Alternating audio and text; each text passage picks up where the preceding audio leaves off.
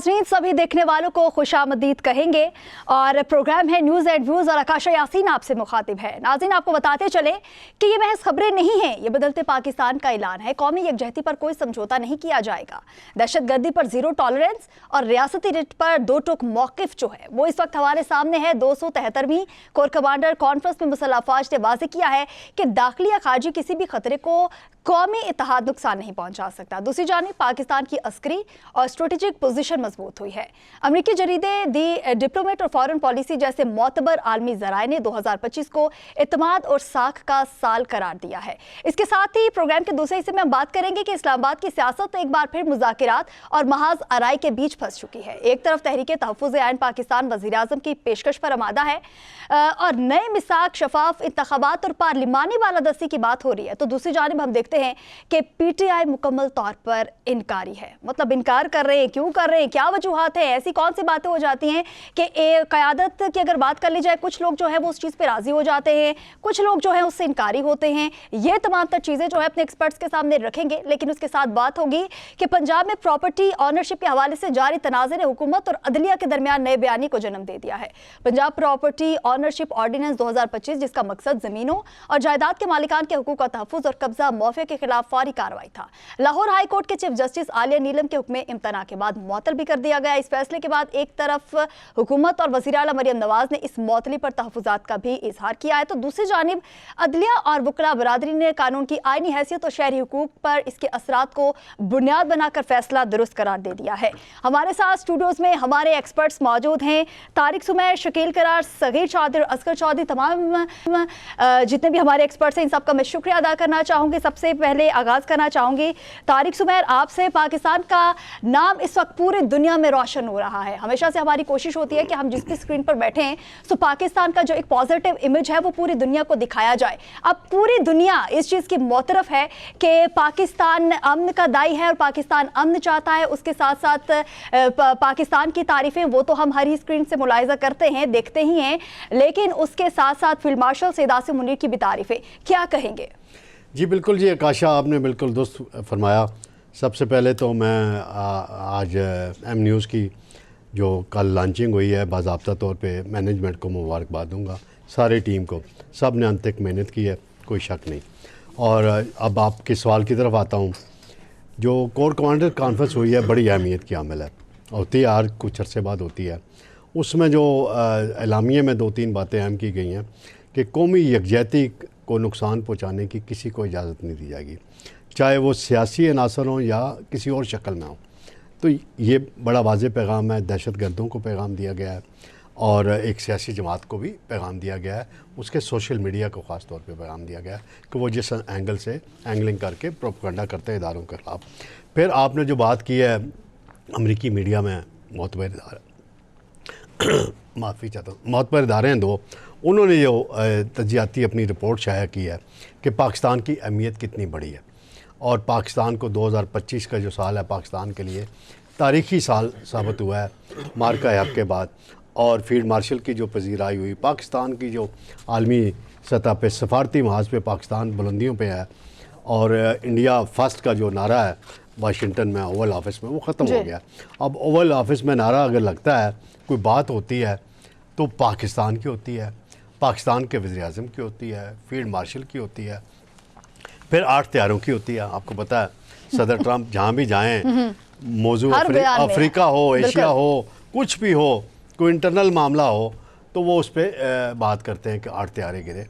तो ये बड़ी पाकिस्तान के लिए बड़ी खुशाइन बात है। फिर आप देखें कि जो इंडिया का जो किरदार है, इंडिया पर टैरिफ आयद हुआ, इंडिया की इक़्तिसादी सूरत-ए-हाल देख लें, तवील अरसे बाद इंडिया दबाव में आया है, सफारती सतह पे उसको वो लिफ्ट नहीं है जो मिलनी चाहिए। पाकिस्तान इतना खुशकिस्मत मुल्क है इस वक्त कि पाकिस्तान की क़यादत में बड़ी कम्बिनेशन आपस में। फिर आप देखें कि बैक वक्त हमारे बीजिंग के साथ और वाशिंगटन के साथ एक जैसे ताल्लुकात हैं। सी पैक का मंसूबा फ़र्स्ट फ़ेज़ मुकम्मल हुआ बड़ा कामयाबी से, अब सेकंड फ़ेज़ पे काम जारी है। कल एक बड़ा सेमिनार भी हुआ सी पैक मीडिया फोरम का, वहाँ भी बड़ी बातें हुई। वहाँ वज़ीर इत्तलात भी थे और चाइनीज़ एम्बेसडर भी थे, बाकी भी हजरात थे, मुशाहिद हुसैन सईद साहब भी थे, तो 63 पॉइंट उन्होंने बनाए हैं कि आगे कॉपरेशन कैसे होनी है। जो नई इन्वेस्टमेंट आ रही है चीन से, उसका भी तस्करा हुआ। तो आप देखें कि हर तरफ पाकिस्तान की पजीराई की बात हो रही है। मैं आखिरी बात करता चलूँ ताकि आपको मुझे रोकने की ज़रूरत ही नहीं पड़ेगी इंशाल्लाह। बिल्कुल। आखिरी बात जो एलामिया है उसमें है कि जी चाहे वो अनासर सियासी हों या गैर सियासी, मतलब या किसी और शक्ल में हों, यानी किसी और शक्ल वाले दहशतगर्द जो सियासी हैं, कि वो कौमी यकजहती को नुकसान पहुंचाने की यहाँ अक्सर अटैम्प्ट की जाती है। पाकिस्तान की जो कौम है वो इंडिया के ख़िलाफ़ है और फ़ौज के साथ है, इसमें कोई तकसीम नहीं है, कोई दो राय नहीं है। बाज़ अनासर हैं जो सोशल मीडिया पे पाकिस्तान के अंदर बैठ के और पाकिस्तान से बाहर बिलखसूस बैठ के एक प्रोपेगेंडा करते हैं, एक तासर देते हैं, और इतना ख़तरनाक प्रोपेगेंडा बाज़ दफ़ा उनका होता है। तो फिर उसका अब काउंटर नैरेटिव की बात होनी चाहिए। काउंटर नैरेटिव जो है वो बन रहा है, अवाम जो हैं वो समझ गए, इनकी बातों में नहीं आ रहे। अवाम ने बिल्कुल इनको उस हवाले से कोई रिस्पॉन्स नहीं दिया। जो बाकी सियासी मामलात हैं वो आगे चल के बात होगी तो मैं कर लूँगा आगे चल के। शकील करार साहब, आपकी जानिब बढ़ूंगी और इस पे मैं आपका तज्जिया लेना चाहूँगी, अपने नाज़रीन के सामने रखना चाहूँगी कि पाकिस्तान को इस वक्त सफारती महाज पे आप कहाँ देखते हैं, और उसके साथ साथ एक वाज़े तौर पर जो आज कहा गया कि पाकिस्तान को विनर करार दिया गया और भारत को लूज़र करार दिया गया, इसको किस नज़र से देख रहे हैं आप? शुक्रिया आकाशा। बिल्कुल ये बात तो अब हकीकत बन चुकी है कि पाकिस्तान का दुनिया में अब नाम लिया जा रहा है इत्मीनान के साथ, और पाक फ़ौज की जो पेशावराना और महारत सामने आई है, और जिस तरह अब दुनिया कह रही है कि पाकिस्तानी फ़ौज ने अपने से कई गुना बड़ी फ़ौज को चंद घंटों में ज़मीन पर गिरा दिया। जो आसमान की बुलंदियों पर थे उनको ज़मीन पर ला के पटक दिया, और अभी तक वो उनके जो ज़ख्म है वो हरे भरे हैं और इस तरह ही रहेंगे। सूरत हाल ये है कि देखिए, आम सी बात अगर करूँ तो यूरोप के जो तरक्की याफ्ता ममालिक हैं वहाँ पर अगर कोई स्ट्रीट क्राइम होता है तो उसको नेशनल मीडिया रिपोर्ट नहीं करता। उसकी क्या वजह बताते हैं कि जी इससे जो टूरिस्ट है, जो टूरिज़्म उस मुल्क में हो रही है उस पर मनफी असर पड़ेंगे, जिसके मुल्क पर जो मईशत है उस पर मनफी असर पड़ेंगे, इसलिए वो छोटे मोटे क्राइम को रिपोर्ट नहीं करते। हमारे यहाँ अगर कुत्ते को पत्थर मार दे तो उसको भी रिपोर्ट किया जाता है। अब बात करते हैं इसी को लिंक करते हुए कि हम पाकिस्तानी बगैर सोचे समझे ट्विटर पर, बाकी सोशल मीडिया पर हम जो दिल में आता है लिख देते हैं, बोल देते हैं, किसी का कोई किसी पे कंट्रोल नहीं है। आप सुबह ट्विटर खोलें तो आपको ऐसे महसूस होगा जैसे सबसे बुरे अदारे की बात हो रही है। ऐसे ऐसे अल्फाज उसमें लिखे जाते हैं कि शायद हम आम हालात में पढ़ भी ना सकें, उसको हम अदा भी ना करना चाहें। तो मैं अक्सर लोगों से सवाल करता हूँ कि आप अगर अपनी फ़ौज के ख़िलाफ़ आप लिख रहे हैं तो क्या आपको पैसे मिलते हैं या सवाब मिलता है? तो उनके पास कोई जवाब नहीं होता। तो ये बात देखना मंतक की बात है कि हम फ़ौज के ख़िलाफ़ क्यों बोलते हैं। हम अपने मुल्क की बात करें ना, हम अपने मुल्क की बात करें कि दुनिया को बताएं कि हम पिछले 50 साल से दुनिया को बता रहे हैं कि हम दहशतगर्द नहीं है, हम एक पुरअमन कौम है, पुरअमन मुल्क है। और अब दुनिया इतने सालों के बाद जाके मानने को तैयार हुई है कि हम पुरअमन कौम हैं, हम दहशतगर्द नहीं हैं, और हम दुनिया में भी अमन चाहते हैं, हम लड़ाई नहीं चाहते, हम अपने पड़ोसियों के साथ भी लड़ाई नहीं चाहते। लेकिन पड़ोसी अगर भारत हो, अफ़गानिस्तान हो, जो बार बार आपको उकसाए और हम फिर भी सब्र का मुजाहरा करें, तो कब तक करेंगे? लेकिन अब फ़ौज भी उसमें भी सवाल उठते थे कि फ़ौज ने भर वक्त और भरपूर जवाब देकर इन दोनों ममालिक समेत दुनिया को बता दिया है कि पाकिस्तानी फ़ौज और पाकिस्तान को कमज़ोर ना समझा जाए। और बिल्कुल ठीक बात कही ISPR की प्रेस रिलीज़ में कि जो भी अनासर हैं, हम खुद इस बात के हामी हैं कि जो भी अनासर हैं, सियासी हैं या गैर सियासी हैं, जो हमारे मुल्क की सालमियत के ख़िलाफ़ बात करें, हमारे दफाई इदारों के खिलाफ बात करें, उनके खिलाफ बिल्कुल कानून के मुताबिक कार्रवाई होनी चाहिए, क्योंकि किसी को ये इख्तियार नहीं है कि किसी अपने मुल्क के बारे में या मुल्क की दफाई इदारों को इस तरह उनका नाम पामाल किया जाए, उनको बेइज्जत किया जाए और बिला वजह। आपके पास कोई रीज़न नहीं है, कोई वजह नहीं है कि आप फ़ौज के बारे में कोई मनफी बात करें। आप देख लें कि आइन क्या कह रहा है, आपका जो आइन है वो किस तरह तहफ़्फ़ुज़ फराहम करता है इन इदारों को। तो हम तो बात करें अपने मुल्क की तरक्की की बात करें, पॉजिटिव बात करें ना। तो आप मतलब इसको मेरा नहीं ख्याल कि इसको चीज़ों को इस तरह खुला छोड़ना चाहिए। जो भी अनासर हैं हम इसके हामी हैं कि पाकिस्तान के खिलाफ बात करने वालों को के साथ कानून के मुताबिक उनके साथ निपटना चाहिए, चाहे वो अनासर पाकिस्तान में बैठे हैं या पाकिस्तान से बाहर बैठे हैं। हाँ बिल्कुल। सकीर चौधरी साहब, आपकी जानिब बढ़ूंगी और वही सवाल आपके सामने रखूंगी कि पाकिस्तान को सफारती महाज पे कहाँ देखते हैं आप, क्योंकि मई 2025 की फौजी झड़पों और दाखिली इंसदादी दहशतगर्दी कार्रवाइयों ने पाकिस्तान की जो स्ट्रेटेजिक साख किस हद तक मजबूत किया है। मैं चाहती हूँ कि आप इस पर भी रोशनी डालिए। बिस्मिल्लाहिर्रहमानिर्रहीम। सबसे पहले आकाशा, मैं अपने नाजरीन और जो हमारी मैनेजमेंट है एम न्यूज़ की, उनको मुबारकबाद देना चाहूँगा और इस पुरमसरद मौके पे जहाँ तक बात है कि कौमी यकजहती को नुकसान पहुँचाने की इजाज़त किसी को नहीं दी जाएगी। ये कोर कमांडर कॉन्फ्रेंस में इआदा किया गया और उसमें जहाँ दहशतगर्दी के ख़िलाफ़ जंग के मुतल्लिक और दहशतगर्दों के ख़िलाफ़ जो होने वाली ऑपरेशंस हैं उसके मुतल्लिक बातचीत हुई, तो वहाँ ये डिस्कशन भी हुई। और कौमी यकजहती को नुकसान पहुँचाने से मुतल्लिक अर्ज़ कर देता हूँ कि ये है क्या, बेसिक इसका मतलब क्या है। मतलब ये है कि देखें, जो रेट होती है किसी भी स्टेट की, उसको चैलेंज अगर किया जाएगा तो वो किसी भी सूरत में काबिल कबूल नहीं होगा। जिस तरह कि 9 मई को हुआ था कि स्टेट की रेट को चैलेंज किया गया था। मैं गवर्नमेंट की बात नहीं कर रहा, मैं स्टेट की बात कर रहा हूँ। तो जो हमारी फ़ौज है वो भी स्टेट का एक मजबूत पिलर है। जहाँ तक है आपका सवाल के सफारती सतह पर, तो देखें सफारती सतह पर पूरी दुनिया ने इसको एक्सेप्ट किया कि पाकिस्तान जो है वो जिस तरह से उसका एक नक्शा पेश किया गया भारत की जानिब से या दीगर कुछ ममालिक की जानिब से, जिसमें इजराइल और अफ़गानिस्तान भी अब शामिल हैं, लेकिन पाकिस्तान वो है नहीं। पाकिस्तान तो हर लिहाज से बहुत बेहतर और अच्छा मुल्क है। पाकिस्तान सरमायाकारी के लिहाज से बहुत अच्छा मुल्क है, पुरअमन है। कहते थे कि पाकिस्तान दहशतगर्दी है। आप कुछ अर्सा पहले तक देखें तो कहा जाता था कि ये ग्रीन पासपोर्ट जो है इसको लाइन से इधर हटा दें, ये मशकूक लोग हैं। लेकिन अब अल्हम्दुलिल्लाह कि पाकिस्तान की इज़्ज़त हो रही है। और इज़्ज़त क्यों हो रही है? मार्का हक की वजह से। और देखिए, दुनिया दो चीज़ों के ऊपर जो है वो किसी भी मुल्क जो है उसके बड़े या छोटे होने का या उसका एक्सपेरिमेंट करती है कि वो मुल्क किस लेवल पे है। तो मार्का हक में चूँकि पाकिस्तान का एक बहुत बड़ा मार्का हुआ एक बड़े मुल्क के साथ जो अपनी 5वीं बड़ी इक़्तिसादी क़ुव्वत अपने आप को समझता है, और सिर्फ चंद घंटों में पाकिस्तान की जो फ़ौज थी, प्रोफेशनल फ़ौज, और under command field marshal Syed Asif Munir की निगरानी में उन्होंने जो एक इतना बड़ा मार्का जो है वो सर किया, तो मेरा ख्याल है कि दुनिया ने उसको माना। अब देखें कि हर मुल्क का जो सरबराह है वो पाकिस्तान आने के लिए तैयार है। कुछ पाइपलाइन में हैं, कुछ अभी कल आने वाले हैं, कुछ दौरा करके चले भी गए हैं। हमारे साथ लोगों के अब दिफाई मुआदे शुरू हो गए हैं। देखिए, लिबिया ने दिफाई मुआदा किया हमारे साथ, इसके अलावा और बहुत सारे ममालिक ने किया। वो क्यों किया? उसकी वजह यह है कि पाकिस्तान पर अब आलमी सतह पर और सफारती सतह पर एतमाद जो है उसमें बहुत ज़्यादा इजाफा हुआ है। और आप देखें कि दुनिया की सुपर पावर, उसको क्या ज़रूरत है पाकिस्तान की तारीफ़ करने की? वो हमेशा पाकिस्तान की तारीफ़ करते हैं, जिसमें वज़ीर आज़म भी हैं। वो सियासी लिहाज से तारीफ़ हो गई, और हमारे फील्ड मार्शल को वो एक अपना पसंदीदा फील्ड मार्शल कहते हैं। इससे बड़ी मेरा ख्याल है कि पजीराई जो है वो दुनिया में बिल्कुल कहीं नहीं, हमें मिसाल ही नहीं मिलती।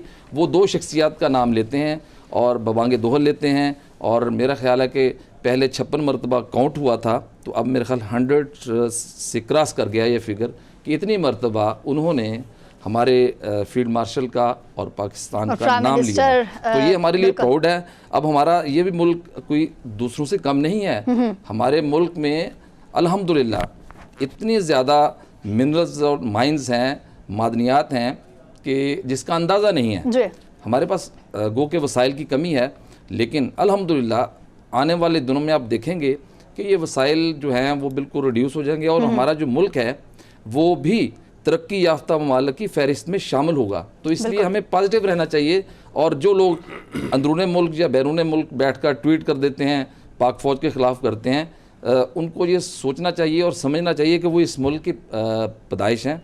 इस मुल्क ने उनको बड़ा किया, यहाँ से उनको फेम मिला, और उसके बाद अब वो भाग गए हैं। और किसी के इशारों पे अगर वो ऐसी हरकतें कर रहे हैं तो वो ट्रेस हो जाएंगे और उनको कानून के दायरे में लाया जाएगा। करना चाहिए। बिल्कुल असगर चौधरी साहब, आपके जानिब बढ़ना चाहूँगी, और आपके सामने सारी सिचुएशन है। मतलब पाकिस्तान का जो पॉजिटिव इमेज है उस पर पूरी दुनिया बात कर रही है। कहते हैं ना, तारीफ वो हो जो दुश्मन भी करे। तो तमाम तर चीज़ें जो है वो हमारे सामने है। इसके अलावा मैं चाहूँगी आपसे जाना कि क्या ट्रंप इंतजामिया के तहत पाकिस्तान ने वाशिंगटन में गैर मामूली रसाई और एतमाद हासिल करके ये जो पाक अमरीका ताल्लुकात है ये बहुत हद तक मजबूत हो चुके हैं? आप क्या समझते हैं इस हवाले से? जी बहुत शुक्रिया आकाशा मैं कोशिश करूंगा जो मेरे दोस्त बात कर चुके हैं मैं कोई वो रिपीट ना करूं। जी। और जिस तरह प्रेसिडेंट लेकिन आप अपना पॉइंट ऑफ व्यू पे रख सकते हैं। जिस तरह देखें ना प्रेसिडेंट मोदी कहते थे ना कि मेरी छाती 56 इंच की चौड़ी हो चुकी है। वो गुजरात में बुचरफ गुजरात में एक जलसा किया था और वहाँ पर उसने बताया था प्रैक्टिकली। आज हमारी जो छाती है ना वो 56 इंच चौड़ी हो चुकी है। 5 मई को एक अलग पाकिस्तान था। 5 मई के पाकिस्तान को दुनिया किसी और नज़र से देखती थी, मगर जो 10 मई का पाकिस्तान था ना वो बिल्कुल एक अलग थलग था और पूरी दुनिया को उस पाकिस्तान ने विरता हैरत में डाल दिया था। अफवाज पाकिस्तान की कामयाबियाँ और कौम जो पाकिस्तान की है उसकी कामयाबी देखें। मैं थोड़ा सा रिकॉल ज़रूर करवाना चाहूँगा। जहाँ पर एक जानब मेरे मुल्क की रेंजर्स का नौजवान उसके हाथ में बंदूक थी और वो ड्रोन को निशाना बना रहा था, तो उसी के साथ एक सिविलियन था जिसके हाथ में 12 बोर गन थी और वो तस्वीर पूरी दुनिया में वायरल हुई। और फिर जब अली सुबह जब वो मिसाइल चलने लगे तो ये कौम अपनी निगरानी में मिसाइल चला रही थी और ये दुनिया में शायद पहला मौका था। इससे पहले दुनिया की वार हिस्ट्री में मुझे ये चीज़ें कहीं नज़र नहीं आई हैं। तो ज़ाहिर है प्रेसिडेंट ट्रंप जो 5 और 10 के दरमियान कह रहे थे ना कि ये पाकिस्तान और इंडिया का अपना मसला है जी, 1500 साल से ये जंग लड़ रहे हैं, उन्हें तो दुरुस्त हिस्ट्री का भी नहीं पता था कि ये कितने अरसे से ये मसला है, तो हम इसमें नहीं पढ़ेंगे, ये खुद ही देख लें। तो वो फिर किस तरह मजबूर हुए और वो जो अपने आप को एशिया की कुव्वत समझता था, जो समझता था कि जनूबी एशिया का थानेदार है, वो किस तरह घुटनों के बल आया। अब ये तारीख़ में सुनहरे अल्फाज से लिखा जा चुका है। फिर इस पूरे जो 10 मई से लेके आज तक 25 दिसंबर आज, आप ये भी देखें कि जो फील्ड मार्शल है पाकिस्तान के, उनको ये भी एजाज़ हासिल है और ये किसी और को नहीं है कि प्रेसिडेंट ट्रंप उन्हें लंच के ऊपर बुलाते हैं। ये वही पाकिस्तान है। अब दुनिया के जो बड़ी बड़ी कॉन्फ्रेंसेस होती हैं वहाँ पर पाकिस्तानी डेलीगेशन जाता है, प्राइम मिनिस्टर ऑफ पाकिस्तान जाते हैं, फील्ड मार्शल जाते हैं वहाँ पर और पाकिस्तान की नुमाइंदगी होती है। मिडिल ईस्ट पूरे को देख लें और अपने पाकिस्तानियों से पूछें कि उनकी छाती कितने इंच की चौड़ी हुई है, कि उनका अब वहाँ पर फ़ख्र मान कितना बड़ा है, जो पहले उन्हें कहा जाता था। क्योंकि बदकिस्मती से हम ही कहते थे ना कि माफ़ करना मांगने के लिए नहीं आए, लेकिन क्या करें मजबूरी है। तो एक वो 5 मई से पहले वाला पाकिस्तान था और एक 10 मई के बाद वाला ये पाकिस्तान है। बिलाशुबा इसका क्रेडिट फील्ड मार्शल की लीडरशिप में अफवाज पाकिस्तान को जाता है, प्राइम मिनिस्टर शहबाज शरीफ की लीडरशिप में हुकूमत पाकिस्तान को जाता है। एक चीज़ में ज़रूर मैं तारक साहब ने 2-3 चीज़ें कही हैं, मैं सिर्फ उन्हें वन लाइनर मुख्तसरन ये जवाब देना चाहता हूँ। सर यकीन करें कि इसके अंदर आलिजा पाकिस्तान तहरीक इंसाफ का नाम उन्होंने नहीं लिया, जिस जनब आप इशारा दे रहे हैं ना, एक सियासी जमात। सर इसमें हैंडलर वो हैं जो इंडिया में बैठे हुए हैं, हैंडलर वो हैं जो अफगानिस्तान के अंदर बैठे हुए हैं, हैंडलर वो हैं जो इजराइल से ये सोशल मीडिया हैंडल हो रहा है, हैंडलर वहाँ पर बैठे हुए हैं। और हमारी एजेंसीज बार बार कह चुकी हैं इस चीज़ की। अब फ़ायदा क्या उठाती हैं? वो किसी एक जमात का झंडा लगा देंगी अपनी डीपी के ऊपर और फिर हमारी कौम भी तो माशाल्लाह ना वो वैसे ही उसे copy paste as receive as copy paste की तरह उसे चलाना शुरू कर देते हैं। बिल्कुल जो इस मुल्क के ख़िलाफ़ अफवाज पाकिस्तान के ख़िलाफ़ जो जाना चाहे उसके ख़िलाफ़ सख्त से सख्त कार्रवाई होनी चाहिए। और हमारे लिए ये 2025 भी बिलखसूस बड़ा फ़ख्र का साल है। अल्लाह करे कि 26 भी ऐसा रहे। पूरी दुनिया में पाकिस्तान का बोलबाला है, पूरी दुनिया में पाकिस्तान की बात होती है, पाकिस्तान की तारीफ़ें होती हैं, पाकिस्तान के फील्ड मार्शल सईद आसिम मुनीर की। और उसके साथ साथ अब देखते हैं कि वज़ीर आज़म शहबाज की तारीफ़ें जो हैं वो तमाम चीज़ें तो हमारे सामने हैं, लेकिन एक बहुत बड़ा सवाल जो मैं अपने एक्सपर्ट्स के सामने रखना चाहूँगी कि क्या कभी पाकिस्तानी सियासत में भी इस्तेहकाम आएगा? इस्लामाबाद की सियासत एक बार फिर मुज़ाकिरात और महाजराई के बीच फंस चुकी है। एक तरफ तहरीके तहफ़्फ़ुज़-ए-आन पाकिस्तान वज़ीर आज़म की पेशकश पर आमादा है और नई मिसाक, शफाफ इंतखाबात और पार्लिमानी बालादस्ती की बात हो रही है, तो दूसरी जानिब हम देखते हैं कि पीटीआई मुकम्मल इनकार पर खड़ी है।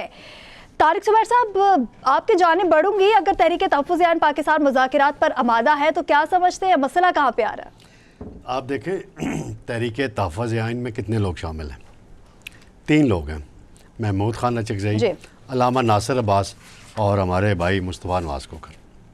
ठीक है जी, तीनों कह रहे हैं कि जी मुज़ाकरात होने चाहिए।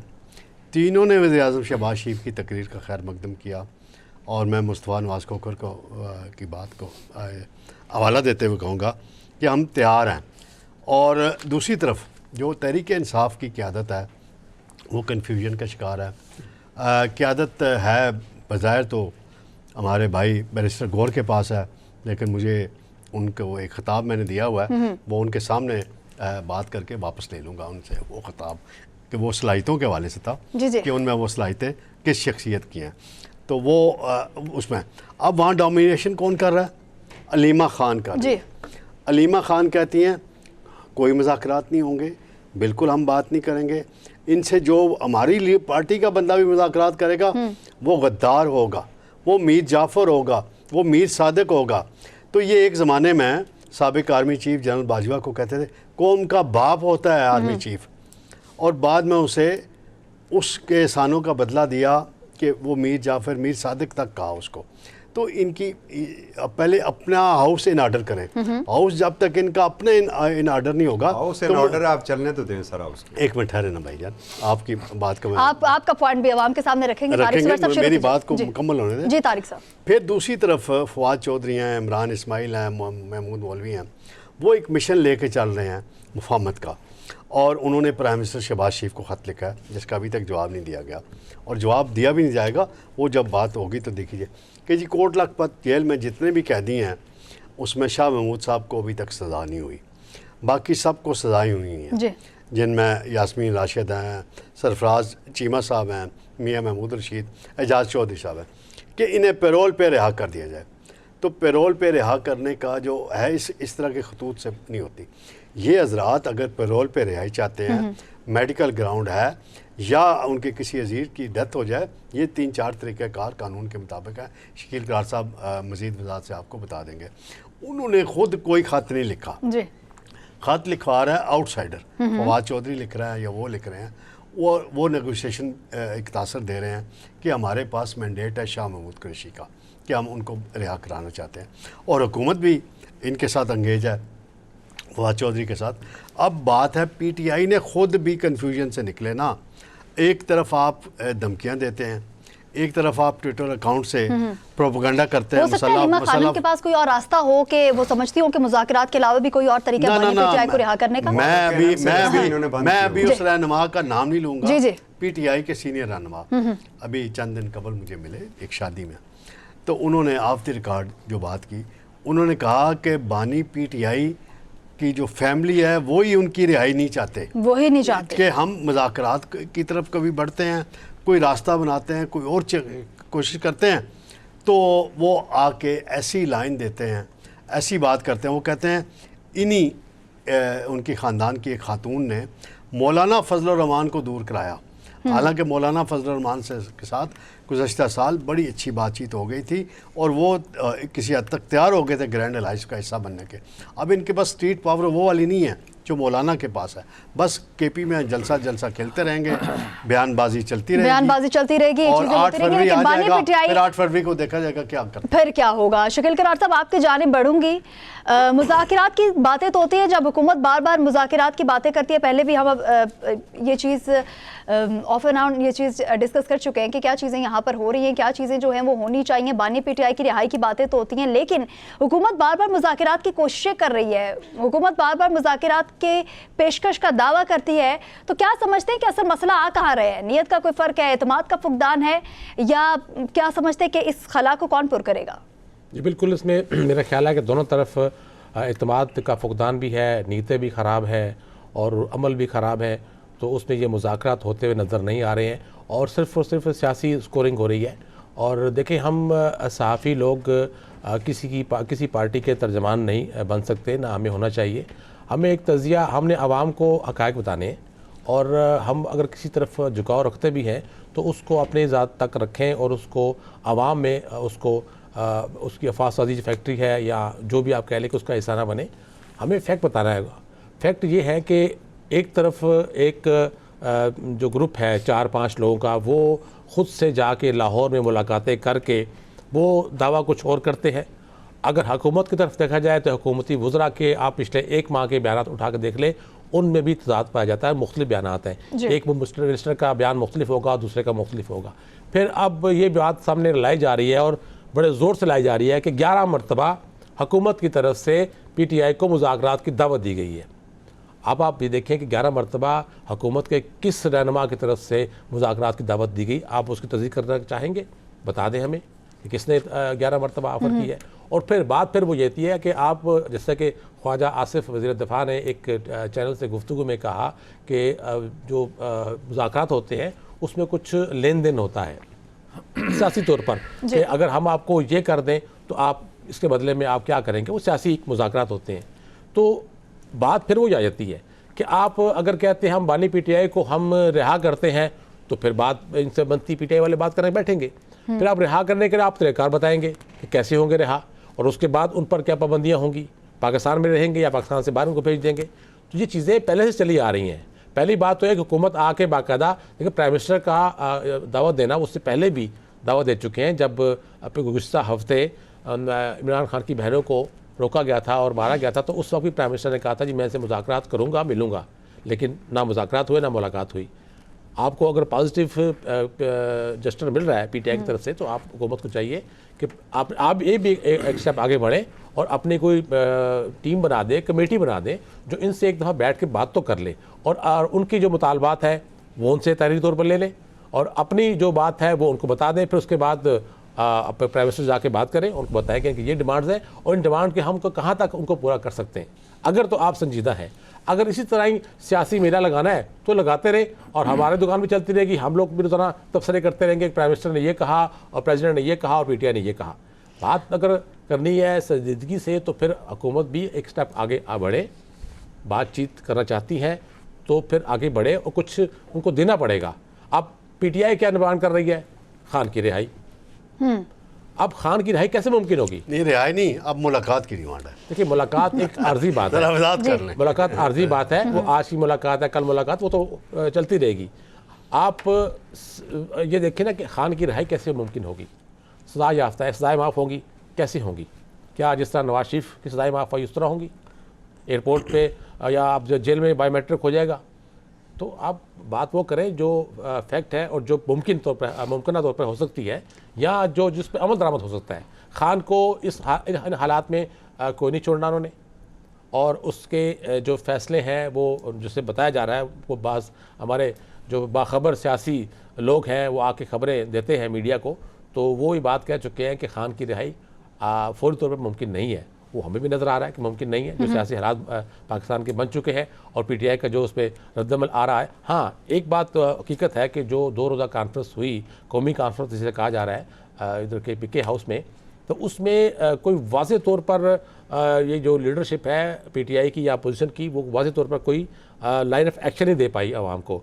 तो की जा रही थी उससे कि कोई ना कोई वो अपने प्लान देंगे कि वो लॉन्ग मार्च कर रहे हैं, कोई धरने दे रहे हैं चौराहों पे, शहरों में या फेडरल इस्लामाबाद में, तो कोई वाज़े इन्होंने अपना लाइन ऑफ एक्शन नहीं दिया और सिर्फ एक फॉर्मेलिटी के लिए एक मैसेज जारी कर दी, जिससे पीटीआई के लोगों में, आम लोगों में एक मायूसी सी सूरत फैली है। और इसको अगर तकवीत मिलती रही तो फिर शायद मौजूदा क्या एक मायूसी की, शकील करार साहब, मायूसी की आपने बात की है, तो कहीं ना कहीं सगीर चौधरी साहब आपकी जानिब बढ़ूंगी। आपको ये नहीं लगता कि हुकूमत की जानिब से तो मुज़ाकरात की बातें की जाती हैं, जिस तरीके से तारिक सुमैर ने भी कहा कि अलीमा खान जो हैं उनकी जानिब से ये कहना है कि जो मुज़ाकरात की बात करेगा वो पीटीआई में, मतलब हम में से नहीं है, कुछ इसी तरह के वर्ड्स हैं उनके जानिब से जो कहे गए हैं। पीटीआई की जानिब से मुज़ाकरात को दोगलापन करार दिया गया है। क्या आप समझते हैं ऐसा कुछ है? क्योंकि एक तरफ तो ये मुलाकातें जो है हुकूमत की जानिब से नहीं करवाई जा रही पीटीआई रहनुमाओं की, या जिस तरीके से केपी के जो सुहेल आफरीदी हैं उनकी भी मुलाकात जो है वो नहीं करवाई जा रही, और दूसरी तरफ मुज़ाकरात की बातें की जा रही हैं। तो आप क्या समझते हैं कि वाकई जो पीटीआई कह रही है कि ये एक दोगलापन है, ये वाकई कोई दोगलापन है? देखें, पार्टी में जो है एक फ्रंट फुट की आदत होती है, एक उसके बैक पे की आदत होती है, और एक की आदत ऐसी भी होती है जिसने फैसला साजी में अपना अहम किरदार अदा करना होता है। अब जो पीटीआई की सारी क़यादत है वो ऑलमोस्ट वो जेलों में है, और जो मौजूदा क़यादत है उनको लगाया हुआ है इन्होंने जलसे जुलूसों पे और बयानात पे। तो बेसिक जो अब डिसीजन मेकर है वो अलीमा खान है और कुछ और लोग हैं, और जब तक ये चीज़ अलीमा खान के ज़रिए आगे नहीं बढ़ेगी तो डेफिनेटली आपको हमेशा ना में ही जवाब मिलेगा। ये एक अच्छी बात है कि वज़ीर आज़म ने खैर मकदम किया है और बल्कि वज़ीर आज़म की जानिब से पेशकश की गई है। जी। तो वज़ीर आज़म और क्या कर सकते हैं?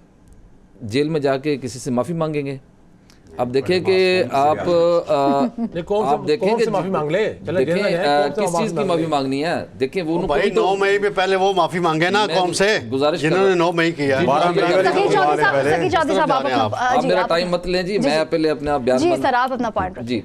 अच्छा देखें, बात ये मैं कर रहा था कि किसी ने जाके जेल में किसी से माफ़ी तो नहीं मांगनी। मुज़ाकरात किस तरह होते हैं? आप एक पैगाम ही भेजते हैं ना, एक कमेटी बनती है ना लोगों की, और वो सियासी कमेटी है, कोई उसमें एस्टेब्लिशमेंट तो नहीं है, कोई उसमें फ़ौज या उसमें पुलिस या इधर उधर के लोग तो नहीं है, सियासी लोग हैं सारे। सियासी तरीके से बातचीत का अमल आगे बढ़ता है ना। तो जो नवाज शरीफ की कह लें कि मुफाहमत हुई थी या नून लीग के साथ मुफाहमत हुई थी, तो वो किस तरह हुई थी? वो भी एक सियासी तरीके से ही हुई थी। तो मसले का हल तो सियासी तरीके से ही निकलेगा, क्योंकि मुल्क में जमहूरियत है, हम बिलीव करते हैं कि जमहूरियत है, और अगर जमहूरियत है तो जमहूरियत पीटीआई को भी मान लेनी चाहिए। और अब पीटीआई को ये तस्लीम करना चाहिए कि जो उन्होंने हुकूमत की, उनको एक चांस मिला था, गो कि वो फिर अनलकीली कह लें कि वो या डिलीवर नहीं हो सका या वो अपने टेन्योर पूरा नहीं कर सके किसी भी वजह से, वो लेकिन लंबी डिबेट है, लेकिन कम से कम पीटीआई को ये काम नहीं करना चाहिए था जो अब हो रहा है कि अब अगर आपको कोई मुलाकात के लिए वक्त नहीं दे रहा तो आप इंडियन चैनल पे बैठ के क्या उस हवाले से प्रेशराइज़ करेंगे गवर्नमेंट को या हमारी स्टेट को कि जी मुलाकात नहीं हमें होने दे रही, और आप इंटरव्यू नशर करेंगे वहाँ पर हमारे भारतीय मीडिया पे, जो हर वक्त हमारे जो है वो नेगेटिव पॉइंट्स जो है वो ढूंढता है, और कितना बड़ा ये नेगेटिव पॉइंट था। फिर आप एलन मस्क जो हैं उनसे जाके ट्वीट के ज़रिए रिक्वेस्ट करेंगे कि ट्रोलिंग करें, तो इस तरीके से मुज़ाकरात होंगे। ये तरीक़ाकार मुज़ाकरात में किसी तौर पर भी जो है कारआमद साबित हो सकता है। ये जो सियासी बसीरत रखने वाला कोई भी एक इंसान है, मेरा ख्याल है कि वो इस तरह के मसाइल से तो नहीं, एक तरफ तो आप फुल अपनी कोशिश में लगे हुए हैं, आपका मकसद सिर्फ़ और सिर्फ मुज़ाकरात नहीं है, बानी पीटीआई की रिहाई है, ठीक है, होनी चाहिए, आप उसमें कोशिश करें क्योंकि वो आपके लीडर हैं, आप बिल्कुल कोशिश करें, लेकिन कोशिश करने के लिए आपको अंदाज़ भी एक अच्छा अपनाना चाहिए, एक जमहूरी अंदाज़ होना चाहिए। एक देखें, तहरीक तहफ़्फ़ुज़ आइन पाकिस्तान एक कमेटी बनाई है, वो किस लिए बनाई गई है? अगर आप मुल्क का वज़ीर-ए-आज़म चीफ़ एग्जेक्टिव पेशकश कर रहा है भाई, तो उससे बड़ा अब कौन सा ओहदा है जो आगे आपको कहेगा? याद सादक साहब मुतअद्दिद मरतबा कह चुके हैं, दर्जनों मरतबा कह चुके हैं कि आए मेरे दरवाजे खुले हैं, मेरे चैम्बर के दरवाजे खुले हैं, और उन्होंने इसमें मुफाहमत पैदा करने की कोशिश भी की। तो आप जब किसी की बात नहीं मानेंगे और आप अपने एक कह लें कि उसी एजेंडे पे ही रहेंगे कि हमने ना आगे जाना है ना पीछे जाना है, तो फिर बात कैसे बनेगी? फिर तो जाहिर सी बात है 9 मई भी आएगा और आगे आपके खिलाफ मुकदमात तो पहले से दर्ज हैं। 9 मई के जो मुकदमात हैं, इमरान खान साहब के खिलाफ 8 मुकदमात दर्ज हैं जी, ठीक है, 3 बराह रास्त हैं, 5 उनके खिलाफ बयानात की बुनियाद पर जो है वो नामजदा मुलज़म उसमें, तो उनका ट्रायल भी चल रहा है। तो आप देखें कि फिर एक तरफ तो आपके इस पॉइंट को जरूर फॉलो अप करेंगे। सकीर चौधरी साहब, असगर चौधरी साहब, आपके जाने बढ़ना चाहूँगी कि अगर तहरीक तहफ़्फ़ुज़ आइन पाकिस्तान मुज़ाकरात पर आमादा है, तो हम देखते हैं कि इस वक्त जो पीटीआई की मौजूदा क़यादत है वो इस चीज़ को, इन मुज़ाकरात को मानने से इनकारी है। जिस तरीके से तारिक ज़ुबैर साहब ने भी ये चीज़ सामने रखी कि उनकी जो बहन है अलीमा खान, वो भी इससे इनकारी हैं। क्या समझते हैं कि ये क्या बानी पीटीआई को वाकई इन तरीक़ों से उनको रिहाई मिल सकती है? जी, बहुत शुक्रिया आकाशा। यकीनन मुझे 2 मिनट मिल जाएंगे कि मैं अपनी बात पूरी कर सकूँ। देखें, एक तो मैं सबसे पहले ज़रा तस्दीक कर दूं तारिक साहब की कि सिर्फ ये 3 लोग नहीं हैं तहरीक तहफ़्फ़ुज़ आइन पाकिस्तान में, बल्कि पूरी पाकिस्तान तहरीक इंसाफ भी इसके अंदर है, और असद कैसर वहाँ पर जो इस वक्त सदर भी हैं वहाँ पर। देखें, जो मेरे वज़ीर आज़म साहब, जैसे चौधरी साहब ने जिक्र किया कि 13 मरतबा कह चुके हैं, या तो मेरे वज़ीर आज़म साहब बहुत ज़्यादा मेरे मतलब वज़ीर आज़म का मतलब नहीं, या तो बहुत ज़्यादा मासूम हैं या फिर पूरी कौम को ही वो मासूम बना रहे हैं। देखें, एक जानब वज़ीर आज़म साहब कहते हैं जी हम मुज़ाकरात की पेशकश करते हैं उन्हें, और दूसरी जानब उसी रात अडयाला जेल के बाहर जो बानी पीटीआई हैं, उनकी जो बहनें वहाँ पर बैठी हुई हैं, उनके ऊपर आप वाटर कैनन भी इस्तेमाल करते हैं। तो कुछ तो जस्टर आप भी दें ना, एक कदम चलें, आप भी आगे आ जाएं ज़रा। आपने जो तैयार हो गए थे 24 नवंबर 2024 को बानी पीटीआई को रहा करने के ऊपर, आपके मुज़ाकरात हतमी मरले में दाखिल हो गए थे।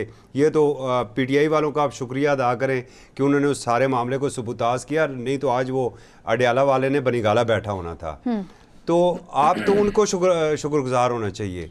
उस वक्त आप उन्हें सुबह 6 बजे आज़म स्वाति को भी भिजवा देते थे, वो बैरिस्टर सैफ है उसे भी वो भी पहुंच जाते थे, अली अमीन गंडापुर भी। आज आप फैमिली की भी मुलाकात नहीं होने दे रहे और आप ये कह रहे हैं जी बायरा की बयानबाजी। ये बयानबाजी हमेशा से होती रही है। देखिए 2025 की कितनी बड़ी बड़ी कामयाबियां हैं। आपको मार्का हक की कामयाबी मिली, कल आपको PIA को आपने फ़रोख्त कर दिया, वो आपको कामयाबी मिली, और ये तारीखी कामयाबी आपको मिली। वो कामयाबी कैसे? अरबों रुपए के असासे उसके 135 अरब कामयाबी समझते हैं आप? जी, इन्वर्टेड कामा ही उस कामयाबी समझे उसे कि अरबों रुपए के असासे और 135 अरब पे आपने उसे बेच दिया, जैसे OLX के ऊपर 2025 में बहुत बड़ी कामयाबी मिली पाकिस्तान के लिए। तो बात यह है फवाद चौधरी एक अच्छी काविश कर रहे हैं। आपको जब ज़रूरत पड़ती है तो आप एक स्टाम्प पेपर के ऊपर एक पार्टी के जो कायद हैं उन्हें बैरून मुल्क इलाज के लिए भिजवा देते हैं। अडयाला वाला तो बीमार भी नहीं हुआ कि चलें आप उसे कहीं बाहर लेकर आएँ। जब ज़रूरत पड़ती है तो आप बायोमेट्रिक एयरपोर्ट के ऊपर ही मंगवा लेते हैं। तो आज क्या है कि पैरोल के ऊपर आपको रहा करने में उस पर क्या बात है? आप थोड़ा सा तो कम से कम एक कदम आगे हैं। वज़ीर आज़म साहब कहते हैं जनाब कि हमें इन्हें मुज़ाकरात की दावत देता हूँ। राना सनाउल्लाह कहते हैं बागियों से बात नहीं कर सकते। तो बात करें तो करें किससे? देखिए दूसरा हलीमा खान या बाकी जो 2 बहनें हैं वो बहनें हैं भाई, उनका जो एक जज्बाती लगाव है अपने भाई के साथ, वो अपने भाई के लिए सड़कों के ऊपर निकली हैं। वो पार्टी नहीं है, उनके पास कोई ओहदा नहीं है, ऑलरेडी एक पार्टी मौजूद है। ये अलग बात है कि उस पार्टी ने आजकल सबको ट्रक की बत्ती के पीछे लगा के रखा हुआ है। मतलब जहाँ पर बैरिस्टर गौहर साहब जैसे तारक साहब के बड़े अच्छे दोस्त हैं, माइंड कर जाएंगे मेरी बात को, मतलब इतने मासूम शख्स है कि हर कोई उन्हें वर्गला लेते हैं। ना उनसे पार्टी चलती है, ना वो पार्टी का इलेक्शन करवाने दे रहे हैं। ख़ुद काबज़ हुए हैं, अगस्त 2024 से स्टे लेके रखा हुआ है लाहौर हाई कोर्ट से। तो मामला तो यहाँ पर ख़राब होंगे ही। दूसरा देखें बार बार 9 मई का, बिल्कुल 9 मई जिससे किया है उसे सज़ा मिलनी चाहिए, लेकिन साथ 12 मई के ऊपर भी ज़रा नज़र मार लें। 12 मई जिन्होंने किया था उनको किनको सज़ा मिली, उसको भी ज़रूर फॉलो अप करेंगे। और नाज़रीन यहाँ पर वक्त एक शॉर्ट ब्रेक से with us.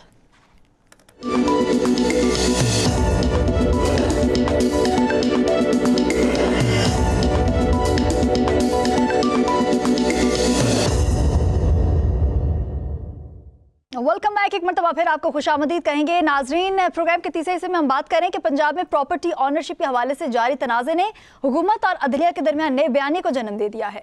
Punjab property ownership ordinance 2025, जिसका मकसद ज़मीनों और जायदाद के मालिकान के हुकूक का तहफ़्फ़ुज़ और कब्जा माफिया के खिलाफ फारी कार्रवाई था, लाहौर हाई कोर्ट के चीफ जस्टिस आलिया नीलम के हुक्म इम्तना के बाद मअतल कर दिया गया है। इस फैसले के बाद एक तरफ हुकूमत और वज़ीर आला मरियम नवाज ने इस मअतली पर तहफ़्फ़ुज़ात का इजहार किया है, तो दूसरी जानिब अदलिया और वकला बरादरी ने कानून के आईनी हैसियत और शहरी हुकूक पर इसके असरात को बुनियाद बनाकर फैसला दुरुस्त करार दिया है।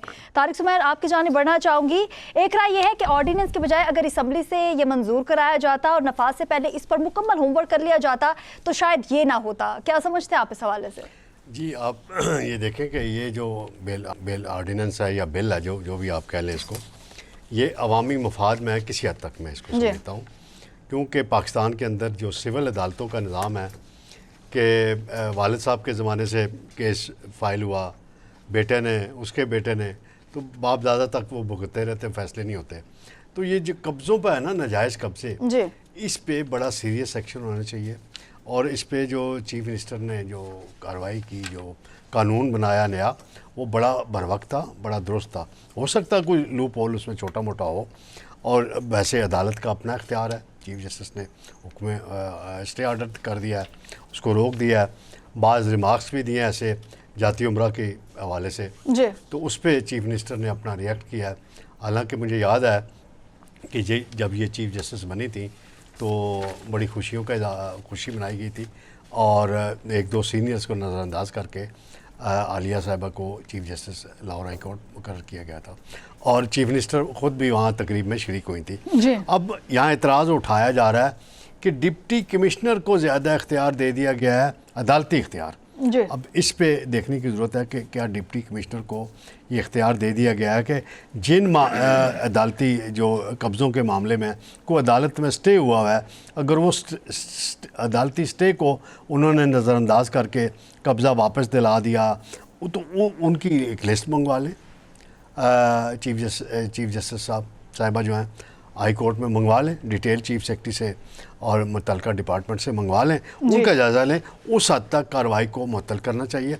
एक जनरल आर्डर आप पास कर दें तो फिर वो आज तक हम रो रहे हैं। इफ्तिखार चौधरी साहब थे चीफ जस्टिस, उन्होंने स्टील मिल का जो हशर किया था उसकी प्राइवेटाइजेशन उस वक्त 21 अरब रुपए में या 25 अरब में हो रही थी, तो उसके बाद से आज तक कितने अरबों खरबों स्टील मिल पे मुलाजमीन के लिए गवर्नमेंट को पाकिस्तान को देने पड़े। PIA से भी मुश्किल जान छुड़ाई गई है।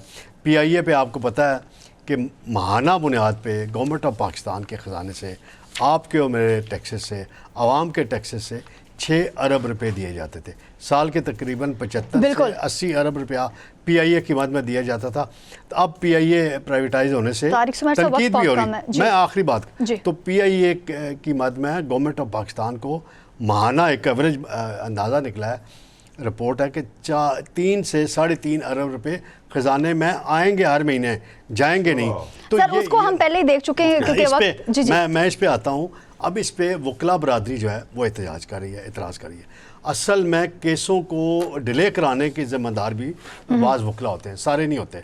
अक्सरियत इनकी होती है कि केस लटक जाए और जायदादों की अरबों की जायदादें होती हैं। इस पे इनको चाहिए, चीफ मिनिस्टर को भी चाहिए कि बयानबाजी ना तारिक साहब आपका पॉइंट और अदालत को भी चाहिए रिमार्क्स ऐसे ना दें, बैठ के और सुन के तहम्मुल के साथ इस सारे मसले का हल निकाला जाए। आवाम को जरूर इसके पीछे कुछ ना कुछ होगा। शकील करार साहब, पंजाब प्रॉपर्टी ऑनरशिप ऑर्डिनेंस क्या समझते हैं, खामी जो है वो कानून में है या इसके अमल दरामद कराने के जो तरीकाकार था उस पर? मेरे ख्याल है कि जो मैंने थोड़ा बहुत इसको स्टडी किया है और खामियां दोनों में है, इसके ऑर्डिनेंस की तैयारी में भी है और उसके अमल दरामद पर भी है। ये बात तारक सुमैर साहब की किसी हद तक ठीक है कि जो दीवानी मुकदमात जो आपके प्रॉपर्टी से मुतल्लिक होते हैं उसमें साल 10 साल 20 साल 30 साल भी लग जाते हैं और एक पूरी नस्ल उसमें ख़त्म हो जाती है। ये बात यहाँ तक ठीक है। फिर आ जाती है बात इसके अमल दरामद की।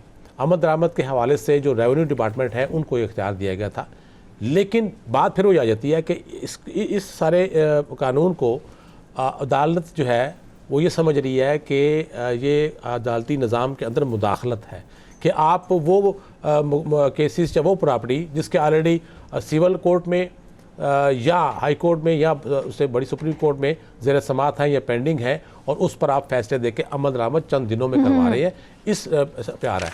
अब फिर ये देखिए ना कि आप फैसला ऑन स्पॉट के किया जा रहा है इसमें और आप मर्ज़ी आपकी है। बात वही पर जाती है कि हुकूमतें इस तरह कानून बनाती हैं अपनी मर्ज़ी से उस पर अमल दरामद कराने के लिए। तो अगर इन्होंने कानून साजी इस तरह करनी थी तो बेहतर होता कि वो इस पर बाकायदा तमाम जो स्टेक होल्डर्स हैं उनसे मशवरा करते हैं। लेकिन दूसरी तरफ फिर सवाल उठता है कि क्या अदालतों में जो इस वक्त भी लाखों केसेस पेंडिंग पड़े हैं उन पर जल्दी फैसले क्यों नहीं होते? हाल ही दीवानी मुकदमात नहीं, दीगर मुकदमात भी हैं जिनके फैसले बहुत ज़्यादा ताख़ीर से होते हैं और वो जो साइलिन है वो अदालतों के चक्कर लगा के थक जाते हैं, बूढ़े हो जाते हैं। वहाँ बात किसकी आ गई? निज़ाम की और उस पर अमल दरामद की। कानून तो इससे पहले भी मौजूद है, कानून तो मौजूद है, लेकिन एक नए कानून की ज़रूरत क्यों पड़ी और उसकी इम्प्लीमेंटेशन फैसले उस पर अमल दरामद कैसे हो रहा है? और ठीक है, बात ऐसे ही होनी चाहिए कि जिस पे कब्जा हुआ है उसको हक मिलना चाहिए, इसमें कोई दो राय नहीं है। लेकिन कानून आपको बनाने की जरूरत क्यों पड़ी, नया कानून बनाने की जरूरत क्यों पड़ी है जबकि कानून पहले से मौजूद है और उसी मुताबिक अमल दरामद हो रहा था? और फिर अदालती निज़ाम, फिर उसमें सबसे बड़ी जो खामी है, जो इतराज़ आ रहा है कि जो फैसला होगा उसके खिलाफ कोई अपील नहीं कर सकते, यानी कि हरफ आखिर हो गया। जी जी बिल्कुल, बहुत शुक्रिया शकील करार साहब, आपका पॉइंट आ चुका है। शकील चौधरी साहब, क्या समझते हैं कानून बनाने की ज़रूरत क्यों महसूस हुई जिस तरीके से शकील करार साहब ने कहा? और इसके साथ ही अदालत से जो फैसले होते हैं वो सालों पे मतलब सालों बाद उनके जो फैसले हैं उनके रिजल्ट जो है हमारे सामने आते हैं, तो क्या आप समझते हैं कि जो Punjab protection of ownership of ये जो प्रॉपर्टी ऑर्डिनेंस था, इसके फैसला जो था ये कुछ ही दिनों में हो जाता तो इससे एक आम आदमी का भला हो जाता, एक गरीब का भला हो जाता? देखिए, मेरे ख्याल में तो ये बहुत अच्छा एक इकदाम था CM साहिबा की जानिब से और नो डाउट के इसका रिलीफ भी मिल रहा था लोगों को। तकरीबन मेरे ख्याल 5000 से ज़्यादा लोगों को रिलीफ अब तक मिल चुका था और ऐसे लोगों को कि जो तकरीबन कोई 30-40 सालों से इंसाफ के मुतलाशी थे लेकिन उनको इंसाफ नहीं मिल रहा था। अब मुझे ये बताएं कि अगर अदालतें फ़ैसला नहीं करती तो फिर गवर्नमेंट स्टेप लेना है या कोई और स्टेप लेगा? आखिर लोगों की कौन जो है वो बात को सुनेगा या मसले को हल कौन करेगा? जो वोट लेके आते हैं उनको लोगों के मसाइल का ज़्यादा इदराक होता है, क्योंकि वो डोर टू डोर जाते हैं और वोट लेते हैं लोगों से।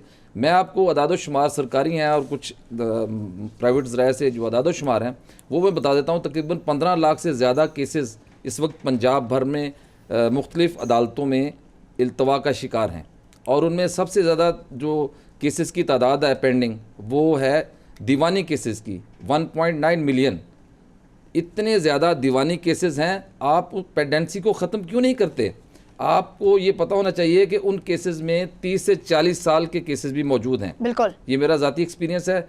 और देखें, इख्तियारात की जंग है। अगर आपने कहा कि हम एग्जेक्टिव को इख्तियारात नहीं देते, तो जो डिप्टी कमिश्नर है आप उसको आम समझते हैं, वो तो डिस्ट्रिक्ट मैजिस्ट्रेट भी होता है, उसके पास तो जुडिशल इख्तियारात पहले भी थे और वो बहुत से इख्तियारात एक्सरसाइज करता भी है। ठीक है, सिविल जज है, उसका अपना डोमेन है, लेकिन मैं ये समझता हूँ कि जो अदालत है बड़े एहतराम के साथ कि अदालत इस पे कम से कम स्टे ऑर्डर ना देती, लेकिन इसको आगे बहस के लिए पेंडिंग कर लेती और अदालत जो है वो मुशावरत कर लेती गवर्नमेंट से, या मुशावरत मांग लेती या राय मांग लेती, तो मेरा ख्याल बेहतर था। आप मुझे एक आखिरी लाइन बोलने दें कि इसमें जो सबसे ज्यादा डेंजरस बात है, खतरनाक बात है कि जिन लोगों के कब्जे वापस करवाए गए थे वो कहते हैं जी वो भी रिवर्स हो जाएंगे। वो लोग कहाँ जाएंगे?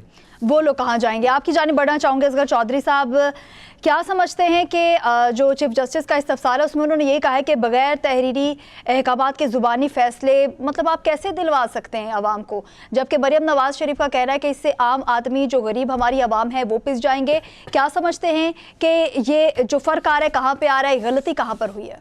जी बिल्कुल काशा, देखें हमें सीएम पंजाब साहब की नीयत के ऊपर कोई शक नहीं है। बिल्कुल दिन रात वो आवाम की खिदमत में और मुख्तलिफ मनसूबे अभी आप देख रही हैं रोज़ाना लॉन्च भी किए जा रहे हैं। मगर ये जो कानून लाया गया था इस पे बिल्कुल उनसे एक ये हुई है, यहाँ पर कोताही हुई है कि मुशावरत का फुकदान इसमें रहा है। देखें, जो चीफ जस्टिस साहबा के जो रिमार्क्स हैं उन्हें नज़रअंदाज नहीं किया जा सकता कि कल अगर ये आपने इसी तरह कर दिया तो कल तो कोई आप कहेगा जी कि जाती उमरा के ऊपर कब्ज़ा, जाती उमरा हमारी थी और इसके ऊपर इन्होंने कब्ज़ा किया है, तो डीसी साहब तो वो भी खाली करवा देंगे, तो फिर महफूज वो भी नहीं रहेगा।